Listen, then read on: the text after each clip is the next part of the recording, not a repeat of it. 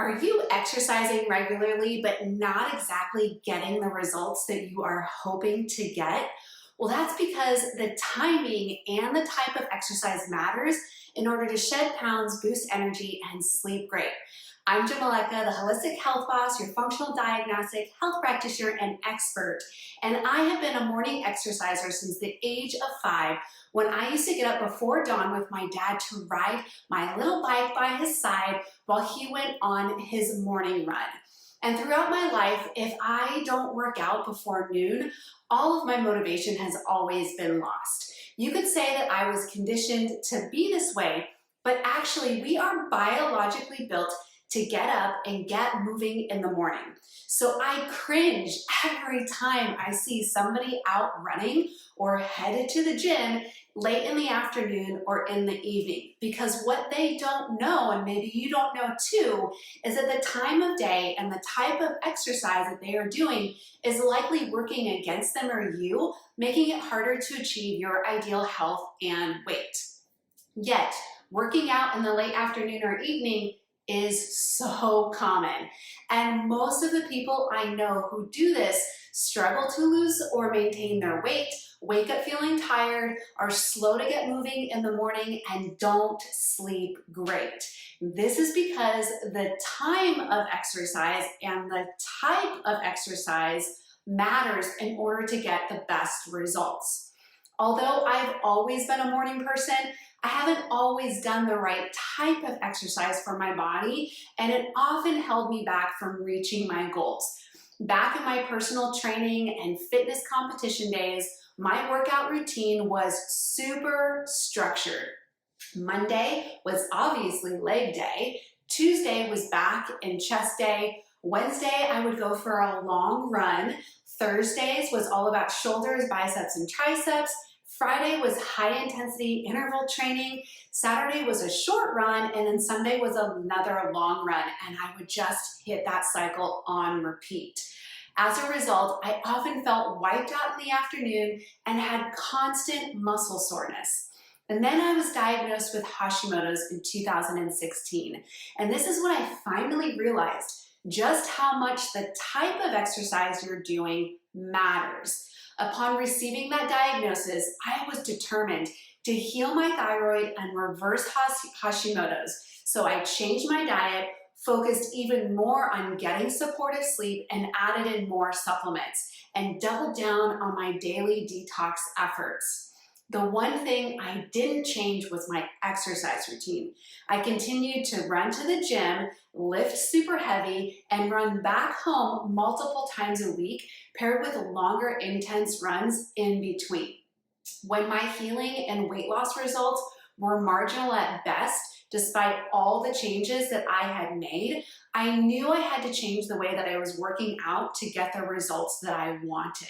So I committed to 30 days of only walking and yoga. And that's when I started to make more leaps and bounds towards my ideal weight and health. So in the rest of this video, I want to explain in detail how the right time of day and the type of exercise for your body can actually help you to achieve your ideal health and weight too, so you can get better results from all of your exercise efforts. Now first, let's talk about timing in order to help you get some quick wins with everything that you're doing with exercise. To get the best results, you can align your exercise routine according to your internal body rhythms and daily hormone fluctuations. Here's how it works. When the sun rises in the morning, temperature and light increase, signaling the body to release cortisol hormone, which peaks about 2 hours after sunrise. As the sun moves throughout the day, cortisol slowly tapers off throughout the afternoon. Now, cortisol is your body's natural source of energy, which makes the 2-hour window after sunrise and really any time before noon the most ideal window for intense types of exercise, such as weightlifting, running, and let's say interval training. As the sun sets and temperature and light decrease, signaling your body to prepare for sleep by lowering cortisol and energy levels to their lowest point around 10 p.m. Now, intense exercise later in the afternoon and evening then goes against your body's natural flow and availability of energy, which can deplete the body and disrupt optimal sleep timing and the quality of sleep, leading to even more depletion. So if you are currently or ever have done intense exercise later in the day, afterwards you probably feel kind of wired but tired, or get a second wind in the evening that keeps you up late, and then you wake up feeling tired and not fully rested. So if you're someone who likes to move your body later in the day like I do, it's totally okay to do that, just in a more restorative and lighter intensity form, such as walking or yoga, that won't disrupt sleep quality and are more in alignment with your body's energy capacity. Now, you might be thinking, it's hard to wake up early to work out, but trust me, when you align your exercise time with your body's natural hormone rhythms, it will become easier to fall asleep by 10 p.m. You'll get more restful sleep, and you'll wake up feeling rested with the sun, as you're biologically built to do. Now let's address the ideal types of exercise to get the best results. As I just discussed with timing, it's better to do intense types of exercise earlier and lower intensity later in the day. But there is even more to be explored and considered daily when choosing the most ideal type of exercise for your body. As I mentioned before, when trying to reverse Hashimoto's, committing to less intense forms of exercise, such as walking and yoga, for at least 30 days helped me to accelerate my progress so that I could lose weight and get my energy back faster. This experience reinforced what I always say and aim to actually teach my clients. By tuning into your body in any given moment, you can give it exactly what it needs to feel your best, maintain results, and continue making progress.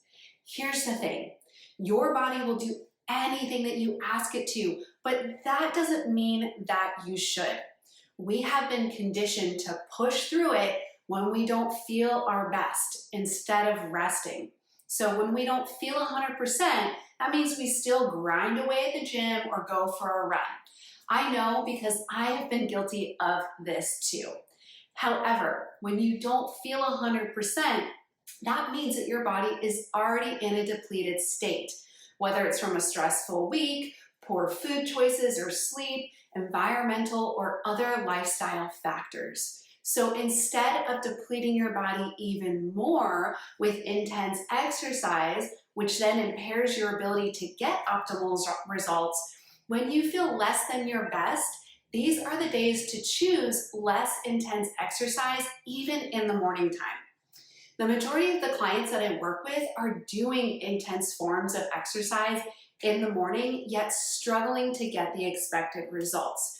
When we investigate why this is happening with functional lab testing, the data reveals just how depleted their body is from pushing through for all too long.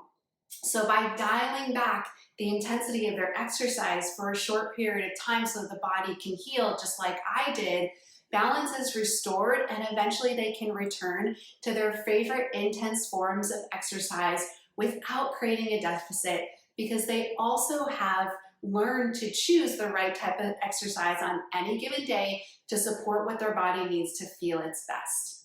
Now, the last piece I want to touch on about choosing the right type of exercise is specifically for my fellow females out there. As a woman, our sex hormones such as estrogen and progesterone fluctuate throughout our menstrual cycle and different stages of hormonal changes during our lifetime.